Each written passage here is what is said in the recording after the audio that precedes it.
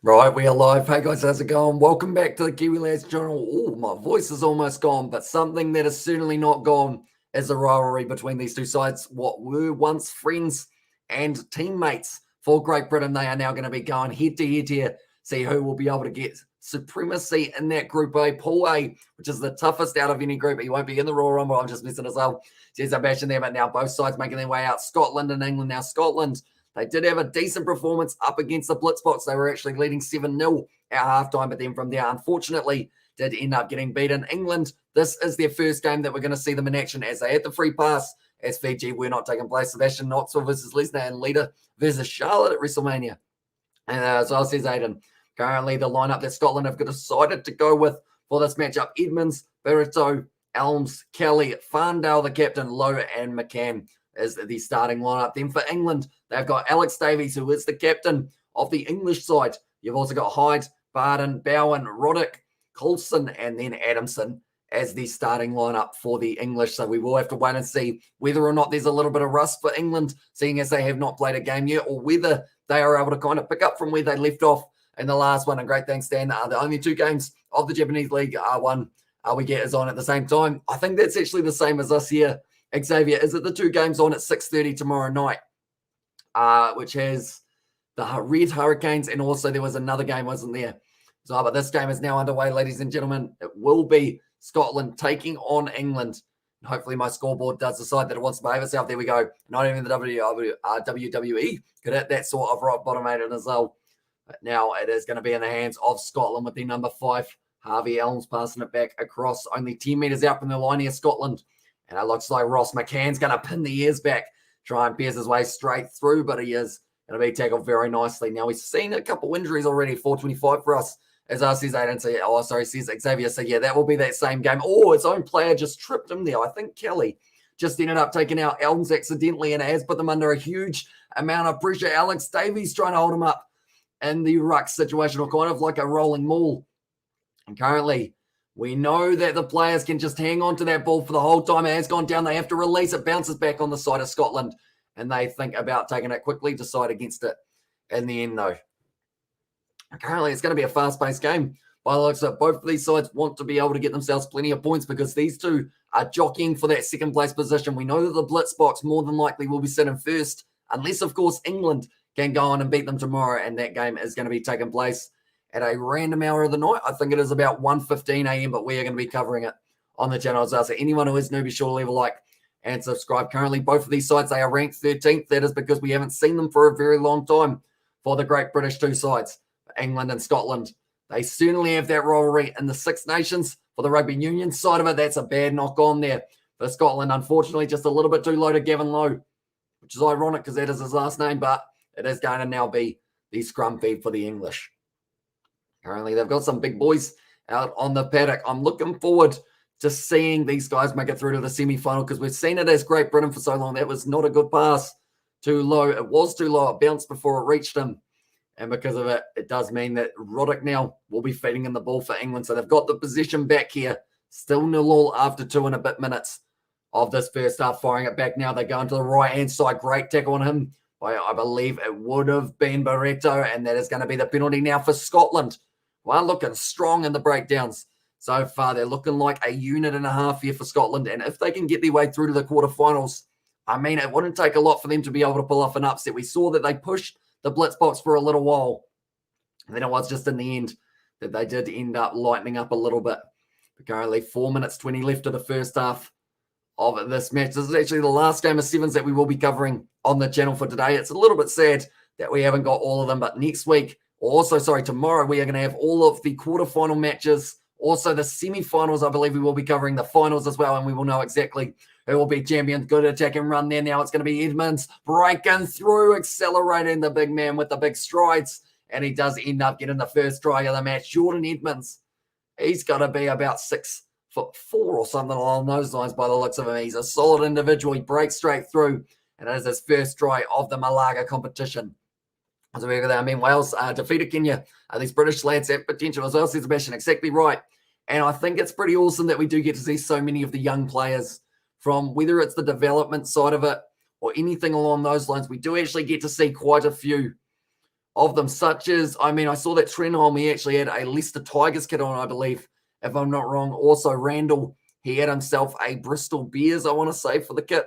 And the picture, that one has missed away to the side a little bit. So Scotland, now they are still going to be remaining 5-0 in front. But it is a good lead to have in the early stages. Also, they come on the palms as well. And there says Aiden with the angry face. He does have $5 on them at the moment. But of course, sevens, it can be unpredictable. That is for sure. It's going to be taken very nicely by, I believe it was the number 8 there, Tom Bowen, who has had a haircut since the picture of him that I've got for myself. Currently now inside of their own 22, it's going to be Alex Davies trying to step. Now, he was on the Great British side. That's a rough pass, and it is going to be going out. Scotland now have the opportunity to take it quickly. They decide against it, though, and they are now going to have the line out 20 metres out from the English line. But, yeah, Davies, he was in the Great British side. Also, quite a few of these other players. Ross McCann for Scotland, he was in the Great British side.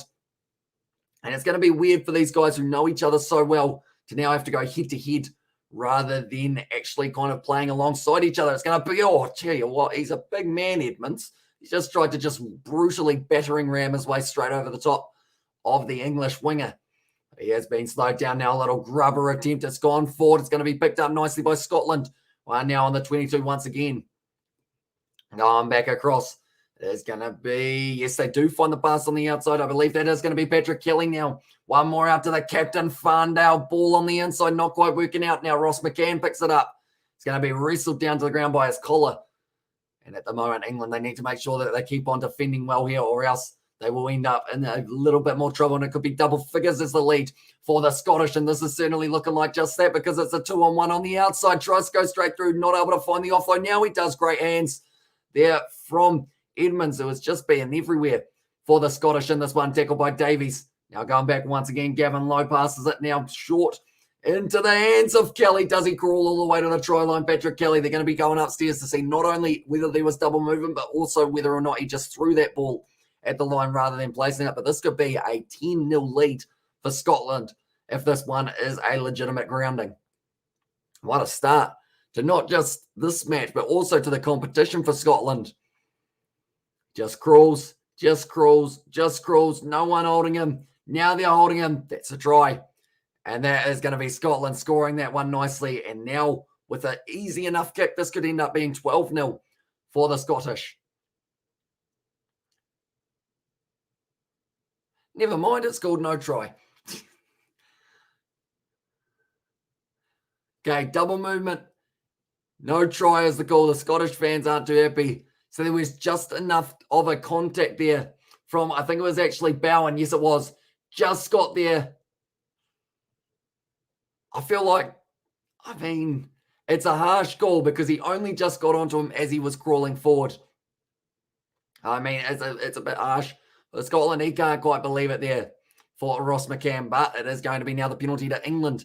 Just a couple metres out from their line. Trying to kick that one towards the touchline. Doesn't quite get it right. Halfway now for Scotland. Charging himself forward once again. This man does not run at half pace there for Jordan Edmonds. He's going to be a future star in the Seventh Circuit, although he stayed down, and that's what happens when you try and pretty much sacrifice your body every carry. Beautiful run now for Scotland. Low looking for the offload. Does flick it out the back. They've got the numbers. Wide cut out pass now. Out to the captain, Farndale, backing himself. Leg drive scores that try. And that is going to be Scottish now, who have been able to score. Are there actually Scottish fans in the stands as well? Says Sebastian, I believe there's like 3. They sounded like they were pretty angry about their no try, though. But other than that, I mean, they got a little bit in attendance. This is madness, as well, says Aiden. This is not madness. This is sevens.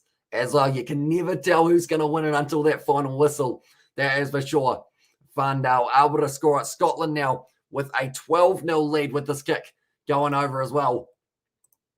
It's a very decent kick as well from him by the touchline. But now at the moment, Farndale third in the all-time try scorers list. He's got Fleming and also Turnbull in front of him. Neither of those players, I believe, are in this lineup for this matchup. Going short, he might have been a little bit ahead there. No, not quite able to get to it for Edmonds once again, but it's still in the hands of England, working hard around the breakdown now, trying to go for the ankle tap. Reto now is going to try and cut this big man off, and it looks like he's trying his best. He has been able to do so. 5 meters out from the line. He's been able to cut it down. I think that's going to be a yellow card, maybe even a penalty try here for knocking that ball straight down. What is the call going to be? It's a yellow card there, unfortunately, for Barreto, but he saved a certain try there for the English. Tackling without the ball is the call. 10 metres out now for England, and they are looking to go straight back in. It's actually Cullen, who did end up getting penalised for that one. I swear it was Barreto, but now out the back line here for England for the corner. Do they score it? The referee saying we're going to have to check that one, but I believe it was there. Did he get it? I think he might have. I think it was Will Homer. No, sorry, it might have actually been Jamie Anderson or Adamson was able to go on. But yeah, it was actually Barreto who did get the yellow card. I was confused for a second. Did they get 2 yellow cards there? Surely not. Surely they didn't get 2 yellow cards for that one. And also, this is madness earlier on from Maine, although this might be the comeback starting for them. Did he get it down? He shorted. And that is going to be the first try of the match for England. Now, it's going to be a very tough kick. I wouldn't be surprised if this one misses, but going into halftime, it's going to be 12 points to Scotland and 5 to England. So the tension between these two sides will just escalate a little bit more going into the second half. But it was a good cut-out pass from Davis. Good finish from Adamson as well. And also we got that try, England try. And there's Sebastian. Now that's going to be Coulson. Out wide. Oh, it's a good effort. It's gone down between the posts, but it didn't quite have the distance on a halftime now is upon us. 12 points to Scotland and 5 to England. So a good first half from Scotland and a good counter-attack right at the end for England. Could have been a certain try if it wasn't for Barreto, who was able to cut it off just in the nick of time. But they are going to be playing with only 6 men on the field for the next half, which is not going to be easy by any sense of the word. But it's looking like a nice night at the moment. We've still got a little bit more happening in Spain a little bit later on today, although we will not be covering those ones on the channel. Unfortunately, the vocal cords might end up going on holiday. Now, hopefully they do end up working not too bad for tomorrow, because we've got plenty more games that we are doing, not just for the Sevens, but also for the rugby and cricket in general. Tomorrow night, for you guys who are wondering, we have got the BBL. We have also got more of the men's sevens. We've got more of the women's sevens as well. We are actually hopefully going to be able to cover a few of those other games of the women's side of it. Maybe even the semi-final, I think, is the first ones that we will have the chance to. We've also got ourselves, we've got the URC. We're going to be covering both games of that. Maybe even a Champions Cup a little bit later on, depending on how it goes. In fact, I've just realized tomorrow is the quarterfinal, so it actually isn't going to be the final or the semi-final yet. So we've still got time, ladies and gentlemen. So we will be able to cover those semi-final and the finals for both of them as well. But currently now it's still a party environment at the Seven. It always is, no matter where you are around the world, whether it's Dubai, whether it's Malaga, whether it is in Cape Town, whether it's in, where else do they play? All over the place. Hamilton, if we're talking about New Zealand, even though they're not playing there at the moment, and New Zealand are not even playing in this one. There's the Scottish supporter that we heard booing earlier on. She's got herself the Scottish flag. And like they're saying, no matter where you are around the world, there are always people who support their sides, which is absolutely awesome. And currently, still sitting off the field for a little bit longer here will be Callum Barreto. We have got their Hong Kong as well. That is the other location, isn't it, that we have had recently? I think I was thinking of Tokyo purely because of the Olympics as well. Where else are our other locations that we go for the seventh side? It's going to be nicely taken. I think they're going to Seville next week instead of Malaga for the next stage. But as soon as there is a stoppage in play, they will be allowed to play it back out on the field for Scotland. Going for the counter ruck there from McCann. Not quite able to get it right.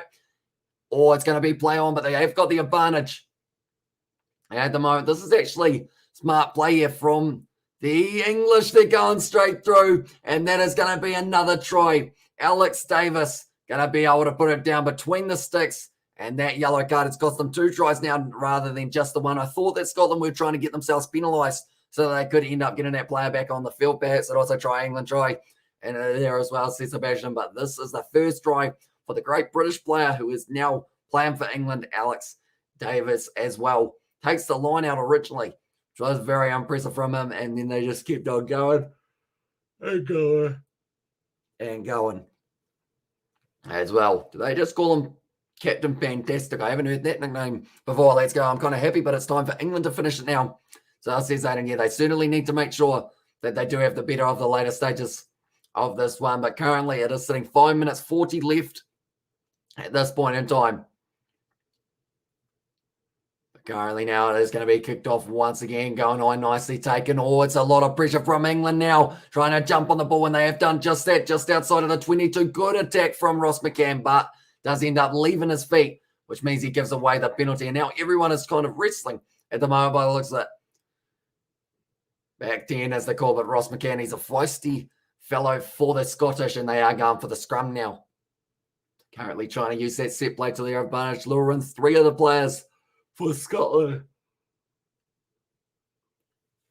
And then from there, it does mean that they will have a chance of being able to create maybe that overlap, I should say. Offload's 5-0 at the moment for Scotland. They're certainly holding on to this ball very nicely. Line breaks, though, England have got more with the 3-2.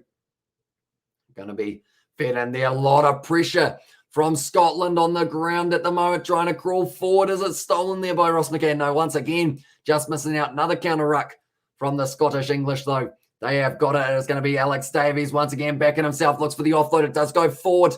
Taken nicely there by the man who did get yellow carded a bit earlier on. Only 5 meters out from the line, and that is going to be a penalty for a high tackle. I believe they will be kicking this one for touch. Currently 4 minutes 20 left in the second half. This one slowly getting closer and closer between the two sides. In terms of 4 minutes, it's the thing with sevens, you can still see another 3 or 4 tries in this time. Kicking it for the touchline, got to make sure it goes out, and that's exactly what he has done as well. 35 meters out now from their line, Scotland, and they are going to have the opportunity, but it was a lot of pressure. There's a lot of yawns going at the moment. I think it's because of the fact that I did mention that this is the last one, so now my body's like, oh, yeah, it's sleep time, but not quite. We have still got another 4 minutes. This is going to be an intense 4 minutes at that. Currently, it looks like they will be lifting Kelly and the line out for Scotland, going to the back, nicely taken, fired back across now. Straight into the hands of Barreto. Flat pass, very flat pass, but it is going to be allowed just for now. Good base shown by the number 5. But he isn't quite going to be able to get over line. Harvey Elms stolen there in the breakdown by England. And now it's a counter-attack. This is sevens at its finest right now. And it is going to be another foot race trying to stop him here. The ball on the inside if he needs it. Can he free it up? He's trying to stop him. He's dragged him down a metre short of the line, but he found the offload, and England will score the try. I tell you what, they had to work hard, and it was Ed Coulson who was able to score it, but England have been in a fight. That's actually Blake Boylan, who was able to get over the line. Currently, they just had to track back. It was stolen originally there by Freddie Roddick. And then from there, the big old man out on the wing, Joseph Browning, just well and truly fending off the number 6. Then found the offload. They worked so well in there, Scotland, to try and stop that counter-attack. And sevens never disappoints us, Sebastian. It never does. Indeed, like no matter what, you're going to see a fast-paced game of action. And if you see a game of sevens that has like kind of, that's the thing, even if a sevens game is low scoring, it's normally still very entertaining because you know that both sides are only inches away from being able to break through. And that is exactly what England have done. 19 points to 12. Very good kick to be able to get that one over. 2 minutes 30 left on the board. And England are once again going to be kicking off. It's taken nicely, though, by Elms. His knee looked like it didn't like him too much. He's fallen to the ground 40 metres out now from their own line here for Scotland. If they want to get themselves a couple of points, they need to get them very soon, and then it will come down to points differential in that case. But now going to the short side here once again. This is looking pretty good for Scotland at the moment. England, they need to make sure that they don't overcommit to that defence. They need to make sure they're keeping it 1-on-1, maybe 2-on-1 at absolute most. But Scotland, they've got the potential of being able to go on the outside. Ross McCann back in his space. He's got the man with him, fires it off to Farndale. Was a little bit stagnant in the way that he was starting his attack, trying to get straight on the ball there for England. Still not quite available for them, though. Now going back across here for Scotland. Can they get themselves a try? Oh, there was a man on the outside. He decided against using him because Davies had him marked up. Beautiful offload, though. Barreto gives it beautifully off now. I'm saying beautiful many, many times, but this is great play from the Scottish to try and get themselves back over the line. They want to make it as easy as possible for the kick. If they do get one now, Kelly, ball on the outside, Ross McCann. He's going to be scoring the try right in the corner. No choice there for Scotland other than to score it right out there. And now it is going to be the opportunity. Try and absolutely nail this kick from the touchline. But Ross McCann, he has got the Tokyo Olympics. The rings actually tattooed on his forearm. Let's go the Poms. I bloody love you as well. And they see they don't also Poms. And there as well, but it is nicely done by Ross McCann. Forces him wide, puts it down as well. Now there's only going to be a minute left on the clock. And Scotland are going to have to try and retain It's a big kick. Doesn't get the distance that he needed, though, and also not quite the accuracy that he would have been after. So now Scotland, they are sitting 17 points to 19 down. Important conversion coming up just a little bit too wide, though. It was brilliant defense from, I believe it was, I want to say it was Callum Randall, who was able to force him wide, or it might have actually even been Freddie Roddick once again. But now, accuracy of the restart, like they say, there's 30 seconds left. England, they will be just trying to hold on to this ball for a little bit longer. They don't mind just beating them. These are all points that you do want on the board as well. But Scotland, they need to get this one right. They know they've only got one crack at it. Has gone the 10 metres. Going to be taken by England, though. And now all Scotland need to do is get this ball straight back, and that is exactly what they've tried to do. They've ripped it away out the side, but back in the hands of Alex Davis now. He's breaking through, and it looks like he's decided instead of going for the close game, we're going to score another try right at the end. And that is a try for Alex Davis. Scores his second try of the match, and that is going to be given the win to England. And it is going to be a decent spread between the points now as well. So that confirms pretty much at this point in time, it is going to be England and it is going to be South Africa making their way through to the quarterfinals. It's just a question of who wins that battle tomorrow that we will get to see at 1:13 a.m. or somewhere around that mark. It's going to be a very exciting one indeed. But Alex Davis, 2 tries in this matchup. The captain of England really stepping up in these important moments. They haven't got a Tom Mitchell there for the Sevens. That's not the best drop kick, but it doesn't matter as they are still winning this game. And let's go, you bloody legends. As I say, Aiden, so right, stop betting money, Aiden. I feel like this is the perfect example of, like, yes, you got lucky with this one, but sevens is too hard to read. I feel like it will end up making your heart rate go through the roof every single time we watch a game be in play. But England winning this game 24 points to 17 over the Scottish. It was a good, hard-fought contest. I'm looking forward to seeing what Scotland can do in the near future, because they did look like they were a decent side throughout this one. We will still get to see them, of course, tomorrow in a couple of their matchups. They would have Fiji versus Scotland. That will not be taking place. So South Africa versus England will be the last one that we do get to see as well. I'm trying to remember, for the sevens in the Olympics. Yeah, sevens in the Olympics. Was it 2 or 3 days that they did go over? So are you going to do the Harlequins, though? That's just curious. I think we will take that one off just because the voice, if I do talk for that one, I may not have a voice completely for tomorrow. Cheers for the stream, managers. I'll have a nice rest and come on, you Quins. So I'll see Sebastian. So yeah, should be a good game for the Harlequins. And it's starting in 3 hours' time for anyone who is going to be following that one. Or are you going to call it a night? I'll call it a night for live streams, but I'll probably still be up for another hour or two doing some editing and whatnot, and then head into bed after that. But nonetheless, thank you all very much for tuning in. Like I mentioned, we have got the sevens that we will be covering tomorrow on the channel, and also the URC, the Champions Cup. I think we've almost got a couple games coming up as well, the BBL for the cricket side of it. But thank you all very much for tuning in, and I will see you